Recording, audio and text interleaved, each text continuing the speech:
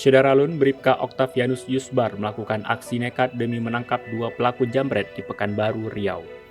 Aksinya itu mendapat perhatian dari Kapolresta Pekanbaru Kombes Priyabudi. Kombes Priyabudi pada Jumat 4 Februari 2022 datang ke kediaman Bribka Oktavianus Yusbar di Kecamatan Tenayan Raya, Pekanbaru.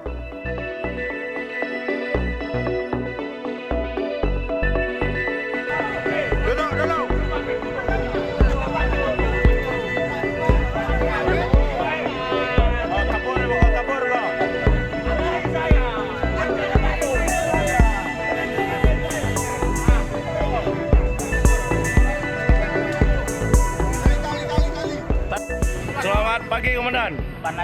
Mohon izin, mohon bantuan, Komandan. Saya mengamankan tersangka jambret, Komandan, di Simpang Arkom. Sepakat. Mohon bantuan, Komandan.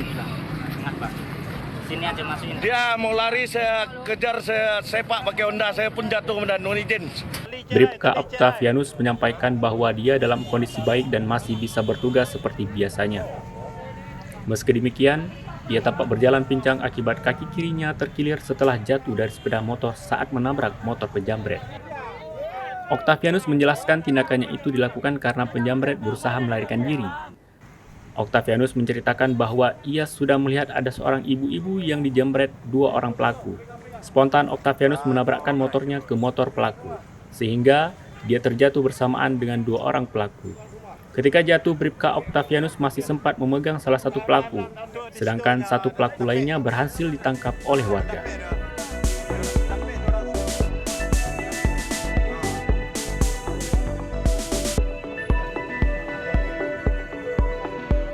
Bribka Oktavianus akan menerima penghargaan atas keberaniannya yang berhasil menangkap dua penjambret itu dengan aksi nekatnya. Sementara itu, terkait aksi kejahatan ini, Priyabudi menghimbau masyarakat agar selalu waspada.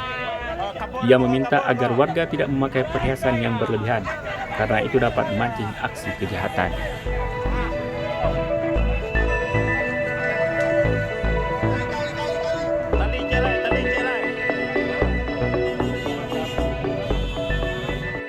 Selamat pagi, Komandan.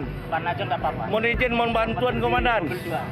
Saya mengamankan tersangka jambret, Komandan, di Simpang Arkom. Sepakat.